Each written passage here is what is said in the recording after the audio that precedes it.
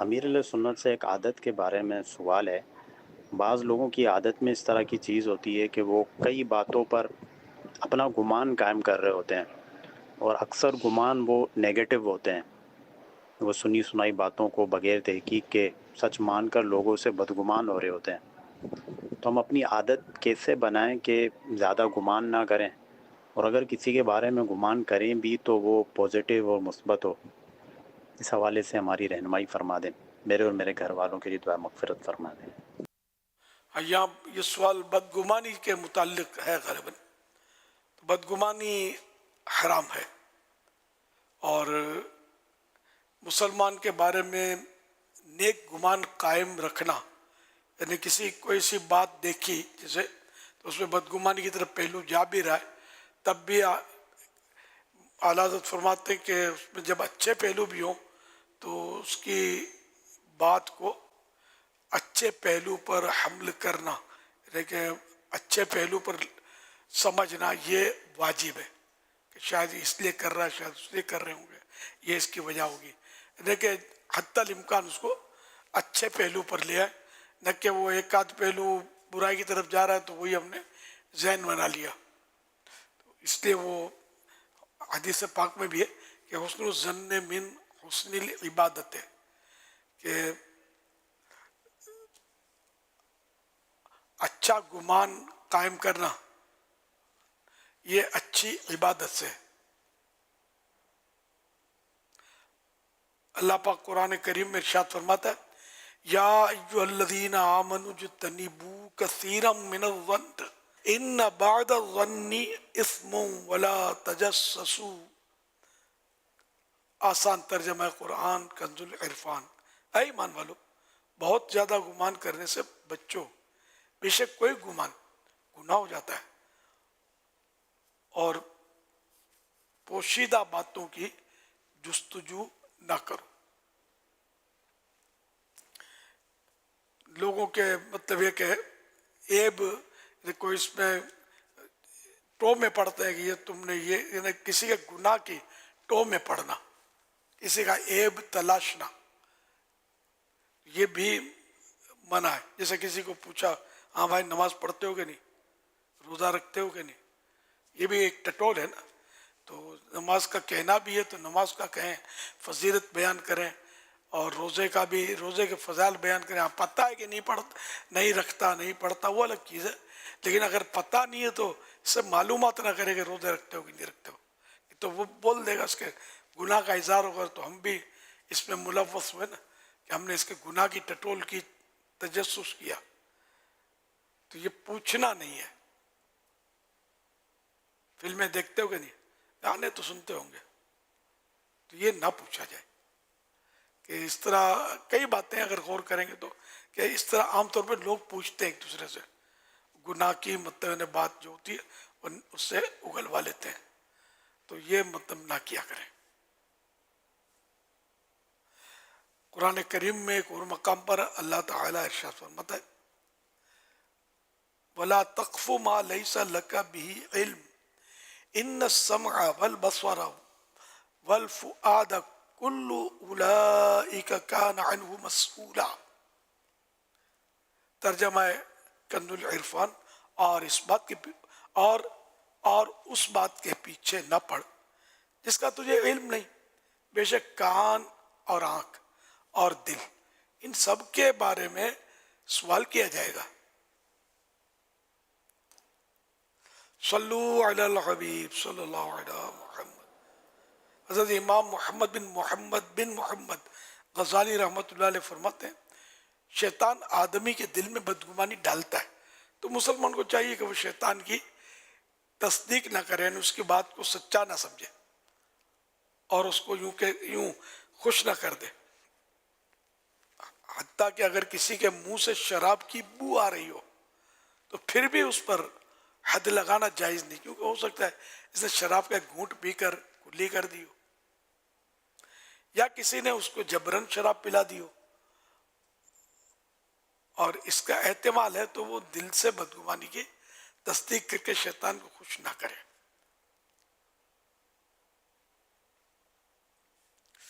اگرچہ مذکورہ جو بیان کی گئی صورت اس میں بدگمانی کر دی تو گناہ نہیں ہوگا، لیکن بچنے میں پھر بھی بھلائی ہے۔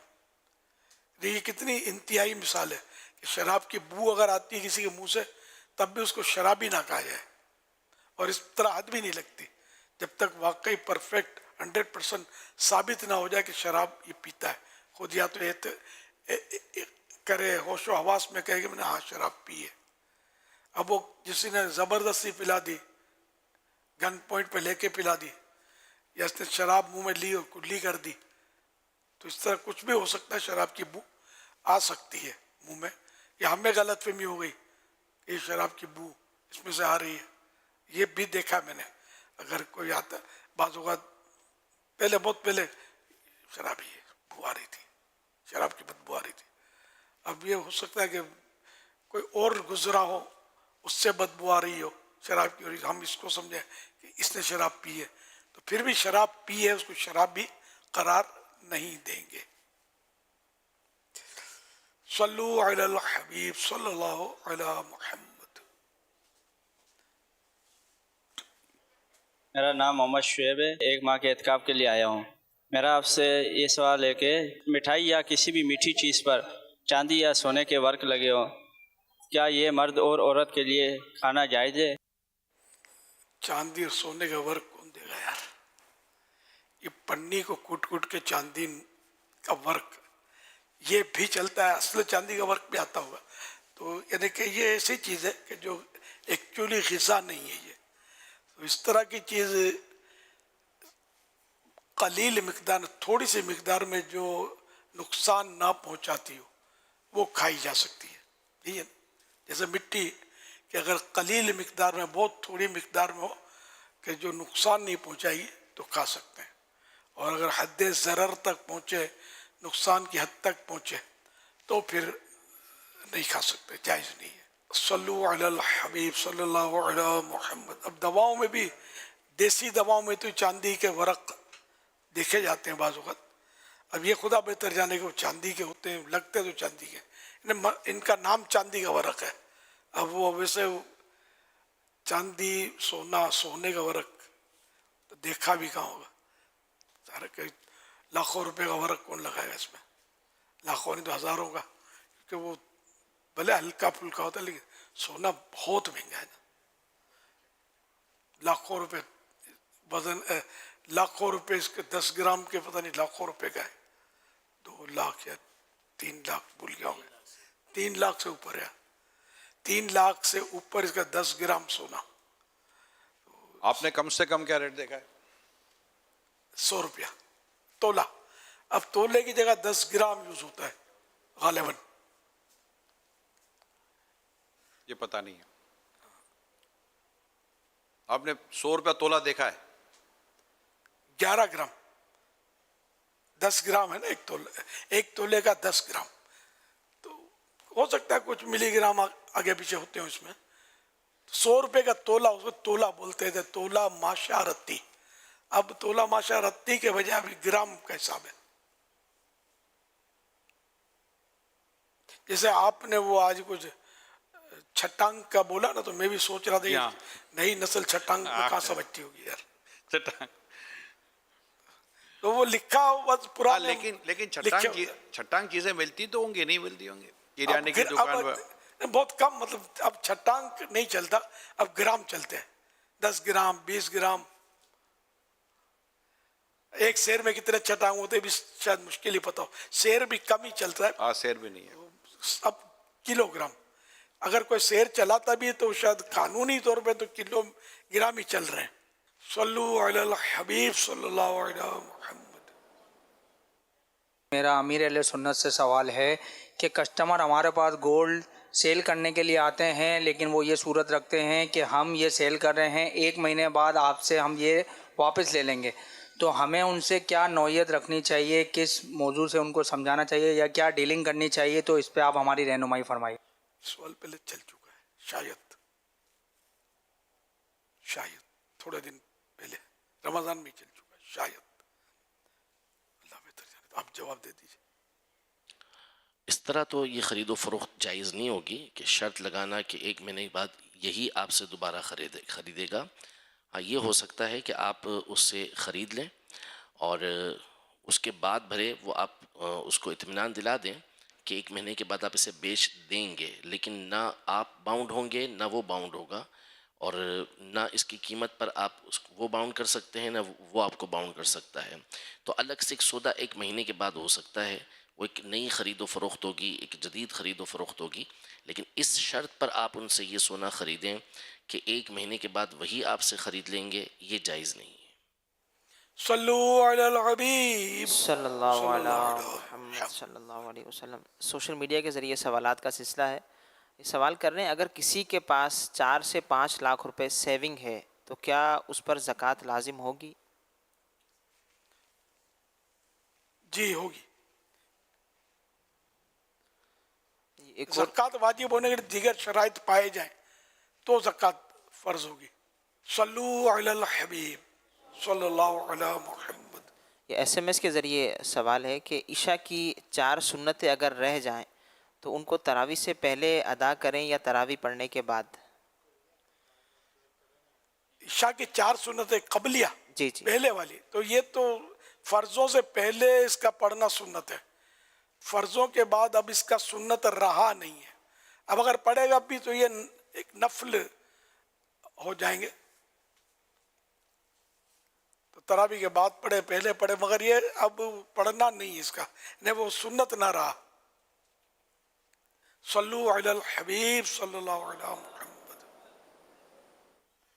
روزہ دارو جھوم جاؤ کیونکہ دیدار خدا، روزہ دارو جھوم جاؤ کیونکہ دیدار خدا، خلد میں ہوگا تمہیں یہ وعدہ رحمان ہے، خلد میں ہوگا تمہیں یہ وعدہ رحمان ہے، خلد میں ہوگا تمہیں یہ وعدہ رحمان ہے. رمضان رمضان رمضان رمضان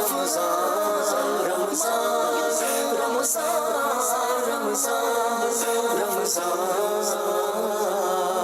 رمضان الکریم رمضان الکریم رمضان الکریم رمضان الکریم. تجھ پہ صدقے جاؤں رمضان تو عظیم الشان ہے، تجھ پہ صدقے جاؤں رمضان تو عظیم الشان ہے، تجھ پہ صدقے جاؤں رمضان تو عظیم الشان ہے، تجھ میں نازل حق تعالیٰ نے کیا قرآن ہے، تجھ میں نازل حق تعالیٰ نے کیا قرآن ہے، تجھ میں نازل حق تعالیٰ نے کیا قرآن ہے. رمضان رمضان رمضان رمضان. سبحان اللہ، ماشاء اللہ. اللہ پاک ان سب کی قبروں کو روشن کرے. آمین آمین آمین. حضور کچھ گوشت کھانا، کون کون سا گوشت کھانا سنت ہے، اس تعلق سے کچھ سوالات ہیں، آپ سے جوابات چاہیے. کیا اونٹ کا گوشت کھانا سنت ہے؟ سنت ہے. بکری کا گوشت کھانا سنت ہے؟ سنت ہے.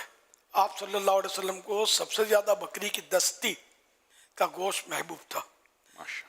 گردن کا بھی لکھا ہے، کمر کا بھی لکھا ہے، یہ گوشت پسند ہونے کی صورت.